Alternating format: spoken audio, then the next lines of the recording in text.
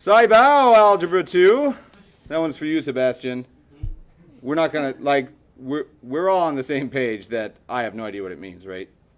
Cool. All right, so let's get chopped. Today we are starting 1.6. I don't know, chopped is bad, right? I assume. If one is chopped, is it bad? Okay, cool. Yeah, I follow a guy on Facebook that teaches middle school somewhere down south, and every week he takes track of what brain rot he hears. That's the big one down south this week, that apparently they're letting them all say it in school. I don't know. I heard that one person here says it. Why? I don't need my book. Okay, 1.6. We are talking today about what our bell ringer kind of introduced to us. We will be looking at systems. Now, very specifically, I'm going to review this a little bit slower than your book does, because your book launches in and says, let's just move on past everything that you've ever seen, but I don't think that's always the best approach. So, systems, and we're going to be looking at two types. This is going to take us a couple days to get through, but we're talking about systems of equations. And I'm going to show you a shorthand. I'll write the real word, but I want to see if you can get what it is before I write the whole word. Systems of equations and aniqua is what I write. What do you interpret this as? Inequalities, 100%. This is systems of equations and inequalities. Now, as we get going through, you guys probably remember bits and pieces of this from Algebra 1. When we're graphing inequalities, everybody's favorite thing to do is to shade the graphs. We will do all that and see where the overlap happens. I can't tell if Naomi just doesn't remember or if that face was just unrelated. Do you guys remember shading your graphs? Okay, so we'll see it again. If you don't remember, you'll be okay. But that's the inequality part. Let's start with systems of equations. So here we go, our first bullet point. Let's define what a system actually is. And we'll say system of equations. Okay, notice all caps, meaning this is a what? Indeed. Cool.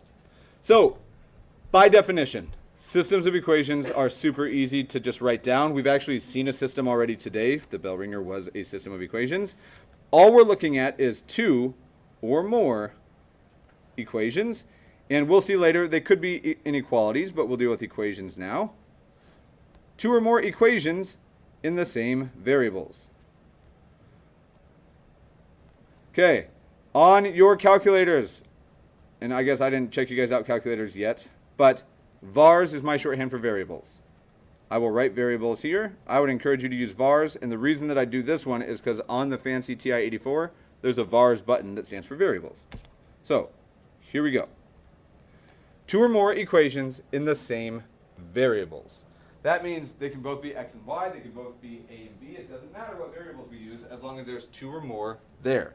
Now, what we care about is not only having the systems, and this chapter, or this section, for anybody who said we need more word problem stuff, there's a lot of them coming up in the second half of the section. That's not a threat, that's just mentally prep yourself. We'll do a bunch of them. But first thing I want to talk about with these systems is the solutions. Okay, we're going to learn a couple more Holloway shorthands today. Solutions. I will shorthand with my fancy SOL apostrophe N, my own Holloway contraction that I've made. Solutions to systems of equations is going to be our focus today. Now, there are several, at least, okay, there's two realistically ways that we can think about what a system of equations is. The way that we did it for the bell ringer, we looked very specifically at a solution that was purely graphical. Okay. What did I ask you to do on the bell ringer today? I gave you two equations that were both in x and y, and I asked you to find where they what? Where they intersect. That's it. For a graphical approach to systems of equations, all that we're going to look at is where graphs intersect. That's it. Why do I hate the purely graphical approach? What was the issue with the bell ringer today that made me not a big fan of graphical solving? Sonny, sure. Yeah, it could be, right? Like even if you graph perfectly, unless you have a super duper duper nice point, you're probably not going to get the exact right point. There's an issue there. Does that mean that it doesn't work to do it that way? No, absolutely not. It just means that maybe I don't trust it or don't want to spend that much time. Now, we can look where graphs intersect, or if you don't want to have to graph every time, what we'll do is an algebraic or an analytic approach. We'll use the word algebraic in here. Algebraic just means with algebra, right, Seabass? Cool. So an algebraic approach, we are looking for the same thing. We're going to get an ordered pair. That has to be what we spit out. But we're going to say the points, and I'm going to say point, and then I'll put an S here, meaning what? One more time. It could be one or it could be multiple, right? So we're just looking for the points that make each equation in our system true. And I think I just want to say each equation because it's obvious that we're talking about systems. Okay. Looking at this, there are very few times where I would ever suggest we do the purely graphical approach with a system of equations. Systems of inequalities, absolutely. That's what we will use for the bulk of it. But we want the algebraic approach, and that's what we're going to focus on today. Does all this, is it starting to ring more of a bell as we're talking about it? Okay. You guys looked in detail at two methods for solving systems of equations. And I know that, I don't know, I have vague memories of people coming in over the last couple of years from Russell's class talking about systems. Two methods. Does anybody remember one of them? Substitution. Okay, so we can solve by using substitution. So we'll use a little dash here. Substitution. And there's one more that we'll write here in a couple minutes, but I want to work through a substitution example or two first. Anybody remember the other one? Good word, not the one I'm after here. Equality. Elimination. Substitution and elimination are our two methods. Now, they will both work all of the time. There's never a right choice for which way you go, substitution or elimination.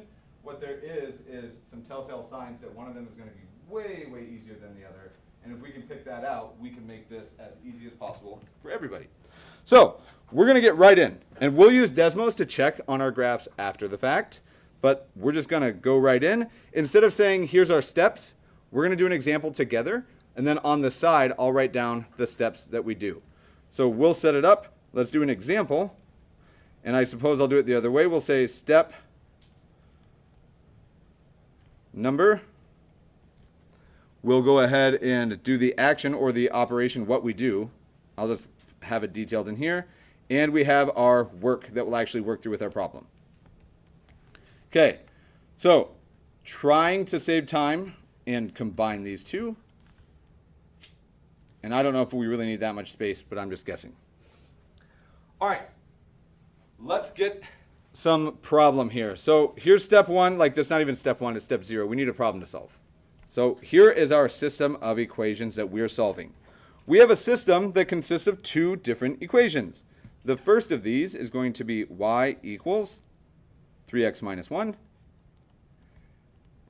And just to help us kind of sort stuff out, I'm going to switch color on mine, but obviously you don't have to. We also have y is equal to negative x plus 3.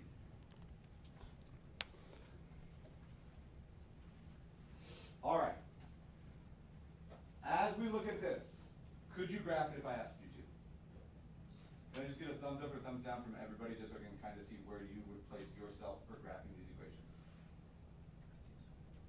Okay, so checking it out. Let's not graph it because I think there's a better way that we're going to trust the answer much more than we would have graphed anyway. Step one of solving a system of equations, and I'll do it like next to it. Step one, we want to solve either equation. And it could be, if we had three of these, we would say any, but solve either equation for a variable. Now, this one's nice. Because could we solve this equation for x or this equation for x if we wanted? Could we rearrange it and solve? We could. Or we could solve it for what? What do they both solve for already? They both have y equals, right? We've already solved them for y. That step has been done for you. So I'm just going to say done. We have them here, and this is a weird little annotation, but we'll say done in this problem. Because we've already solved this thing, or we didn't do it, but it was already solved for a variable. Okay, at this point, whether it was solved for us or we had to go through it, we now have something that says y equals or x equals. It's y equals in this case.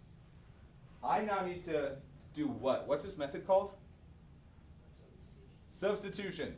So, here's what I'm going to think. I have this solved for y and this solved for y. These are the same y value, right? It's just y. Can I plug this expression in for this y, since we say that that is what y equals? So let's denote that then, or annotate that. Plug, so step 2, plug one variable into other equation. Now, when I say one variable, if we need to be specific, we solved for it. That's the one that we're plugging in. So in this example, and here's why I'm using that specific color coding, it doesn't really matter which one I plug into the other because they're both solved for y already. So I'm going to just plug this black expression, 3x minus 1, in for the blue y. And let's just see where it takes us. So here we go. I then, instead of this y, we're going to use this 3x minus 1. So let's do it. 3x minus 1 is now equal to what should we write on the other side? Negative x plus 3. Before we move on, questions at this point? Cool. I'm going to trust your algebra ability. I'm going to give you guys like a minute. I don't think we might need that much time. We might not. Solve this for x for me.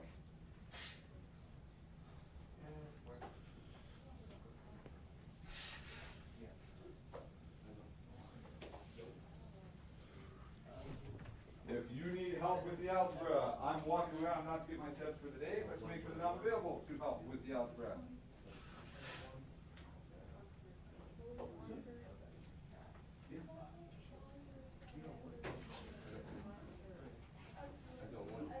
Oh, when you were wrong, huh?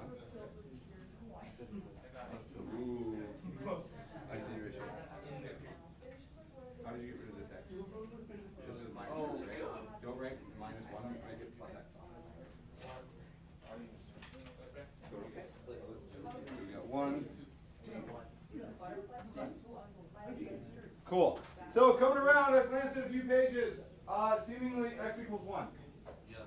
Okay. So step 2 or step 3, if we want to just call it step, I'm going to add it to step 2. We solve for it. Solve for the other equation. That's solve for other variable. That's what we just did. Do you want to see my work to get x equals 1, or can I just dot, dot, dot and say x equals 1? Dot, dot, dot, x equals 1. Super bold. Now, we're done, right? We solved for x, problem's over. No. Why? What are we actually looking for? We're looking for the point. Does a point only consist of x? No, it needs a y. So what I do, I always put a star here, not my answer, but I don't want to lose it in my work. Okay, I already heard a couple people tell me what the next step should be. What do you want me to write here for step 3 then? So we'll plug result from 2. Whoa, I don't know why I'm writing it here. Plug result from step 2. Where do I plug it in?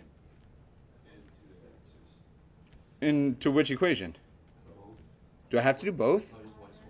Either, however you say it.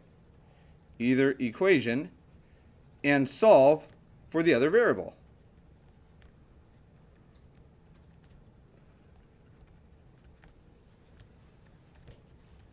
All right, so I will keep that there so we can see it. I can see my 2 equations up top still. Which equation should we plug into? The second one, says Lily. going to tend to agree with Lily. Why? It's easier. The numbers are smaller. Could we plug it into the top one instead? Yeah. Absolutely. Either one is fine. I'm going to elect, as Lily suggested, to plug it into the second one. So notice, our equation, and I will probably show more work than you guys, we had y equals negative x plus 3. But what did we just say we were going to plug in for that x value? Or we found x was? So here we go, negative 1. And I would normally put parentheses. In this case, it won't matter in the end. But I would encourage the parentheses because it'll help us avoid mistakes. What's negative 1 plus 3? So we get y equals 2. I'm going to star it. Awesome. We found x. We found y. Are we done? No. Not quite. We're close. Now, the cool thing about systems, and any system that you ever do, this will be true. If I give you, and rather when I give you a question about systems of equations on a quiz, on a test, it doesn't matter, you have the opportunity to know 100% if you are correct. Every single time. You never have to wonder if you're right. You can determine that.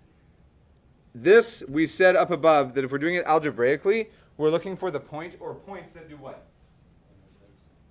That's graphical. I don't have a graph in front of me. What do we say about algebraically solving these? Makes each equation true. We have an x and we have a y. Let's check it. I'm gonna mental math this. I'm plugging it into each of these. What do I plug in for y? 2. So I'm claiming that 2 is equal to, let's just do some math. What's 3 times 1? 3. Minus 1? 2. 2 is equal to 2. Is that true? Yeah. I'm good. Can I stop here? Yeah. You could. I would not recommend it because just because it's true in one does not guarantee it'll be true in the other. If it's a super ugly number, I understand that sometimes you might skip them, and I get that. I do the same. But these are easy numbers. Let's check both. This one, what's this y equal to? 2. 2. And let's just check. Is that the same thing as negative 1 plus 3? Yeah. Okay, were they both true? Yeah. I'm convinced then that our answer is 100% correct. When we do this then, we're just going to say, I'm not going to write it, but check answer. And then step 4, every single time, and I'm kind of a monster when it comes to notation stuff, write your answer as an ordered pair. Or if you'd rather, you can simply write point, ordered pair. Cool, which means, here we go. I always use bullet points for my answers, and I'll use bright red because it'll stand out. I'm convinced that my ordered pair was what? 1 for the x and 2 for the y. And look at that, we're done. Okay, now I imagine this probably is feeling a heck of a lot more familiar. Sweet. Okay, just to check, we had 3x minus 1 and negative x plus 3. Let's just check it out here.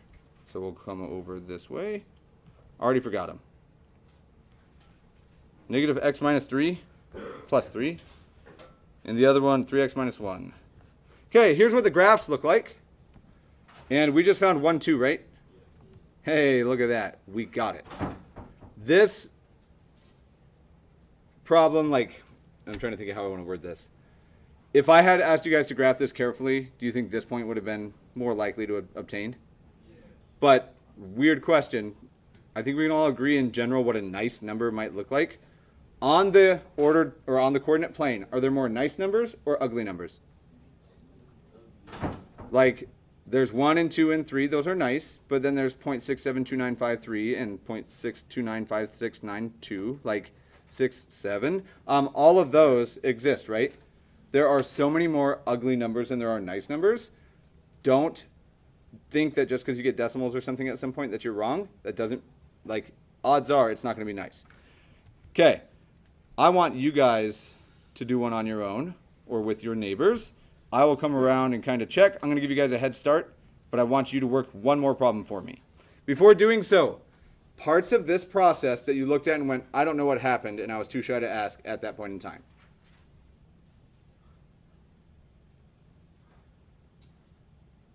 Okay. Exactly. Here we go. Check it out. I'm making up an example on the fly here, just so you're aware, which means what are the odds of them being super nice numbers? 0. I mean, I wouldn't say it's quite 0 because it could happen, but let's write some equations. I want 2x plus y equals 4. And let's say 3x plus 2y equals 20. I'm not going to get nice. We'll say 21. Cool. This problem, just right off the bat, to make sure all of our work looks the same, I just want to look at it. This one's fundamentally different starting point because step 1 is not done for me yet. We get to pick which equation we want to solve for which variable. Could I solve the bottom equation for x? Yeah. I could, but eventually I'm going to have to divide by 3, right? I can tell that I'm going to be in fraction land if I do that, so I probably wouldn't do that. Could I solve this one for x? Yeah. I'll have to divide everything by 2, so once again I'm in fraction land. Is there a better choice than solving for x? Yeah. I can solve for y instead. Which equation should I use to solve for y? Why? How come? Yeah, it's already 1y. Now, this first step, here's how I denote this, and this is a me thing. Most textbooks don't do it this way, but I have a way that I think helps us avoid mistakes. If we solve this for y, what would you do to each side?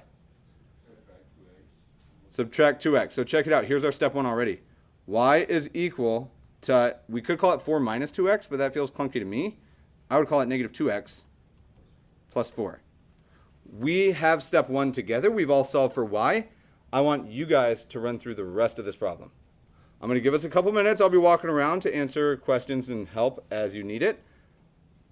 Let's meet up at the end. You shouldn't have to ask if your answer is right. Cool. I'm going to give you guys a head start. I'll start working it as well, but I want you a minute or two first. Cool. Notice, when we do this, there's a whole lot less writing than if we have to annotate all the steps out. This method, pretty convenient, and it works really well if you can solve for one equation, for one variable, without getting really gross numbers. Okay. Give me a thumbs up, thumbs down sort of indication to how you're feeling.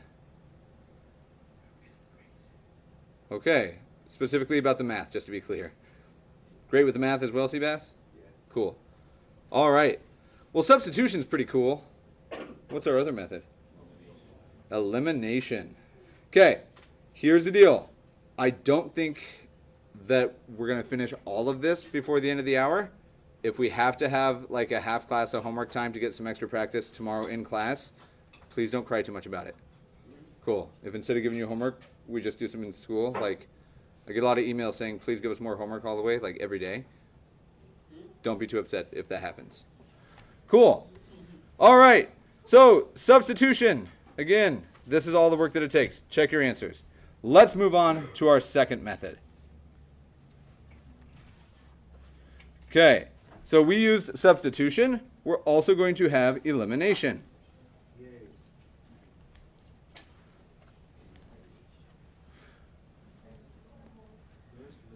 Okay, the name is not like secret whatsoever. What do you think we're going to do with one of the variables? We're going to, yeah, sure, I'm fine with killing it. We're going to kill it. We're going to eliminate it somewhere in there. Now, remember, equations mean our scale is balanced, right? Okay, so if the scale is balanced, we're okay. If I double the weight over here, then I must do what over here? Double it. We just have to double it. When we're doing this, do you want annotations the same way we did the first one? Okay, I will offer the annotation stuff. You never have to do it. We're going to try to go a little bit quicker because are you guys feeling like you've seen all this before?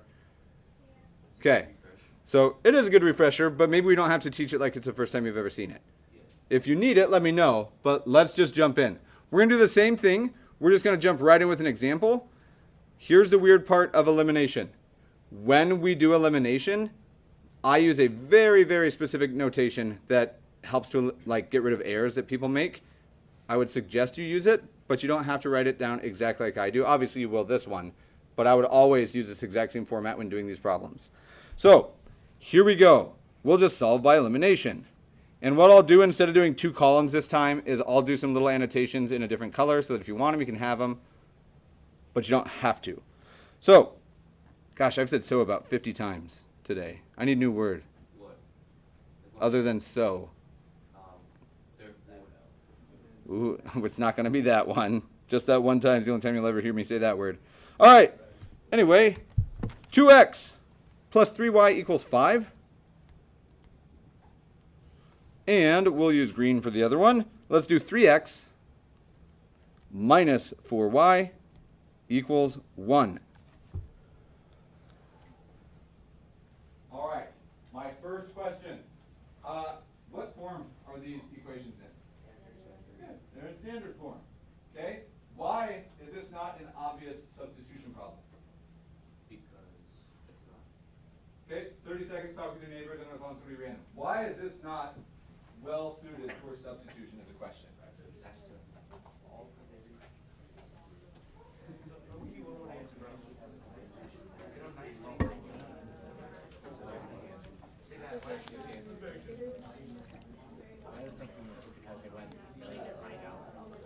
Good. I like that. There's another way that we can think about it, but I agree with that.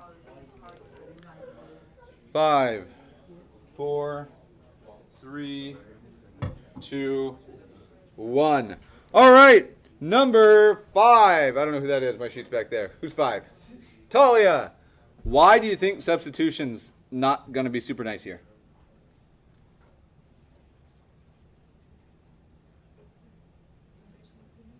The numbers won't be nice. Michael, I heard you say one word. Can you expand on that one word a little bit? Because I agree with you, just so you know. Why aren't the numbers nice? What does that mean?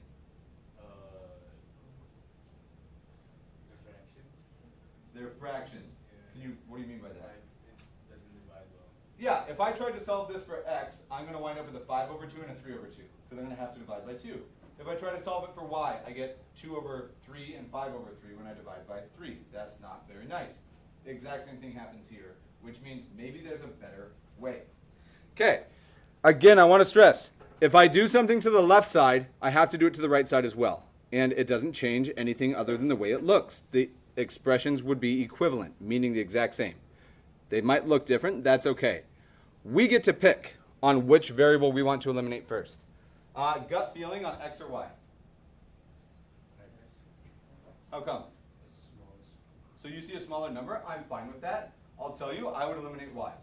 That's what I would do, but either one is fine. I would choose y personally because what I'm going to do is I'm going to rewrite these equations here in just a second, and then we're going to add them.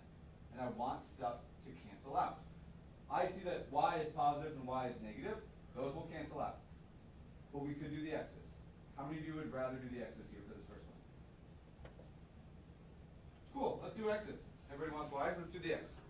So, I want to eliminate x's. I don't think you guys really wanted y. I couldn't get a read on you, but that's okay.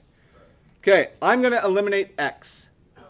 I need to make sure that this, whatever I multiply the entire top equation by, and the bottom equation, I need these to cancel. Where's the first place that 2 and 3 meet? 6. Nope, not 7, just 6. What would you multiply both sides of this equation by to give myself a positive 6x? So if I multiply by 2, I get a 4x. I'm going to multiply by a positive 3. And here's how I'm going to denote it. This is times 3. Now, it's weird notation, and I get it, but what did I just say we're going to multiply by 3? Just the 2? Everything. So we have to distribute. Everything gets multiplied by 3. What's 2x times 3? 6x plus what's 3y times 3? 9y equals 15. Everything gets multiplied by 3. Now, for this next part, I'm not exactly sure how Russell or Jarvis taught this when you saw it. I will never tell you guys to subtract or do anything different. I want you to add every time. We avoid mistakes when that happens. If I want the x's to fall out, and I'm going to add straight down, what would I have to have here so that the x's completely fall out when I add them together? Everybody okay with a negative 6? We'll do that trick. What do I multiply the bottom equation by to ensure that I get a negative 6x? Negative 2. And what gets multiplied by negative 2? Everything. So here we go. I will have negative 2. And honestly, you could just write 3 here instead of the dot if your dash and multiplication symbol aren't the same. What is this equation going to be then? Negative 6x plus 8y equals negative 2. Questions with this step? King. So because we agreed as a class that we were going to eliminate the x's, if you didn't hear King, you said, where did the negative 2 come from? When we decided we want to get rid of the x's, were you cool with how we said, oh, they meet at 6? Yeah. Okay? And then I'm just going to look, as soon as I get a 6x up here, my only thought is, how do I make this turn into a negative 6x so that they'll fall out when I add them? So the question at hand was, what do you multiply 3x by to get it to be negative 6x? Almost. 2 and 3. Just the bottom one. 3 times what is negative 6? 2. Almost. That's positive 6. Negative 2. There it is. Oh. Yep. Cool. All right. Now, these problems. My notation, again, looks different. I'm going to put a better bar than that. I'm going to put an equals bar. I don't know what this would actually be called. The bar that you do when you add stuff. I have no idea what it's called. Well, fraction bar is called a vinculum, so I have a feeling that this is probably the same thing. But anyway, let's add these together. Okay, I will put a obnoxious plus sign here, or add. This is like my annotation. Add these. Okay, so help me out. 6x, 0x. Do I have to write 0x? No. Nope. 9y plus 8y. 17y. 15 plus negative 2. 13. Awesome. This one is ugly numbers. I'm cool with it. Can we solve for y? For sure. What is y? 13/17. For those of you decimal lovers, what is this decimal real quick? Okay, so decimals are terrible. Agreed. I put a bullet point. I meant to do a star. We have a y value. Is that it? Is that all we need? No. What do we do? We get the x value as well. Now, for this part, I'm going to turn this to make sure it hears me. As we're looking at it, we have 2 equations originally, and then 2 equivalent equations. Any of these are fair game to plug into. It doesn't matter which one we pick. Choose the easiest. Fred, which equation up here, and I'll label these. Don't write it on yours, but we're going to do A, B, C, and D. Which equation do you want to plug y as 13/17 into? Into C? You said which one? D? Here's my suggestion. We can. And we could. I'm not going to, though. Because these are equivalent, right? These are just bigger numbers. They're the exact same thing. I would probably pick A or B. Which one has this easier thing to multiply y by? Negative 4 times 13/17? It doesn't really matter, right? Let's use B just for fun. Like, completely arbitrary. Just choosing. Okay, we are going to rewrite this with our new value of y. So here we go. That was our green one. We had 3x minus 4 times, I'm going to put something in there in just a second, still equal to what? 1. I heard 3, I heard 5. I have no idea where those ones came from. I think it's 1, because I'm literally just rewriting this equation. Cool. What was y again? 13/17. Okay. No, they're both prime. But here's our decision we got to make. You guys can do fractions. Is it absolutely necessary that we do all of our work by hand? No. What might I suggest we do? Do you guys know how to use fraction stuff and make it nice on your calculators? Okay. Do me a favor. If you don't have one at your desk, grab me a calculator real quick. Like super quick.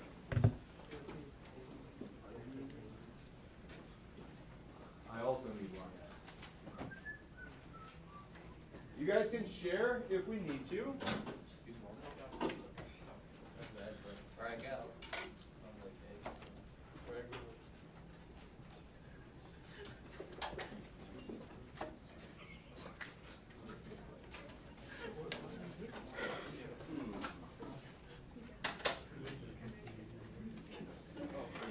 Somebody probably has one that does not work. Sorry. If you have one that doesn't work currently, I'll see if one of these two works, because I also need one to be able to show you if it doesn't work. We have to put it on the degree, right? We don't have to change anything about that because we're not talking about angles. Can you share with somebody for a moment? Okay, just because I don't know where I put mine. All right, so here we go. Just to make sure we're all on the same page, we're going to finish this problem, and then we're pretty much done with class for today. So, 3x minus 4. Do you guys agree that I'm going to add whatever 4 times 13/17 is? Okay, so let's get the screen up here. All right, I already lost all my work, so I got to move this. Check it out. We're going to do 4 times 13/17 because that's our first part, yeah? 4 times 13 over 17. Okay, I get this awful decimal. But check it out. We are going to math frac this. That's the goal. There's a button on our calculator right here that says math. I haven't hit anything else. It's still just my ugly decimal. Hit math. What's the very first option in my math tab? Frac. I can hit 1 to enter that, or I can hit enter. I'm going to hit enter. And it'll say, hey, you want me to fraction this answer? I'm going to hit enter to say yes. And check it out. It's 52/17.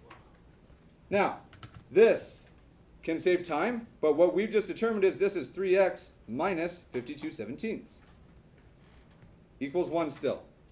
What would you do to solve for the algebra here? Subtract. You would subtract? I mean, What would you add? Add 52/17. So we would have 1 plus 52/17, right? Check it out. Here's 52/17 plus 1. I just switched the order around. And it's 69 over 17. Here we go. Quit it. 3x equals 69 over 17. One more step. Divided by 3. So here we are. Divide by 3. Oh, it's 23/17. Okay. This is that situation that we talked about. We will jump right in here tomorrow. On your way out, please, back on the desk, stack your folders. I didn't give you time to write the other piece today. Stack your folders so that they're all oriented the same way so I can just pick it up and put it in your file cabinet. Back desk here in the corner is fine with me. Calculators, just hang them up on your way out. So here we got the first one, and then when we look at the equation, I saw that this is where I was, and then we're going to add this to both sides of the equation. So just write plus 1, because it's going to be 1 plus 52/17. Yep, and then divide by 3.